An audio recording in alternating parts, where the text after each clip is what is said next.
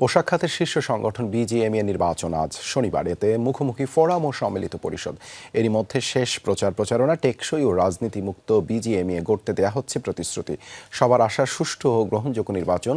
প্রার্থীরা বলছেন, সংগঠনটির হারানো ভাবমূর্তি পুনরুদ্ধার করতে হবে, দেখতে হবে ব্যবসায়ীদের স্বার্থ। সকাল ৮টা থেকে বিকেল ৫টা পর্যন্ত বিরতিহীন চলবে ভোট। মোট ভোটার ১৮৬৪ জন। একযোগে ঢাকা এবং চট্টগ্রামে চলবে ভোট গ্রহণ।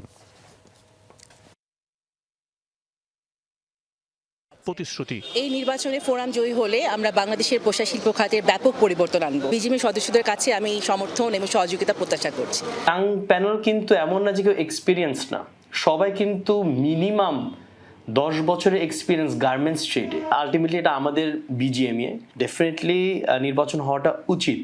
তখন হয় কি, ভোটারদের রাইটস এক্সারসাইজ করা হয়। ফোরামের থেকে যারা নির্বাচিত হবে অথবা ফোরাম যদি বিজিএমইএ পরিচালনার দায়িত্ব পায়, তাহলে অবশ্যই যে মালিকদের স্বার্থ সংরক্ষণ করবে, মালিকদের সাথে সাথে শ্রমিকরা যেন ভালো থাকে সেই কাজগুলো করবে।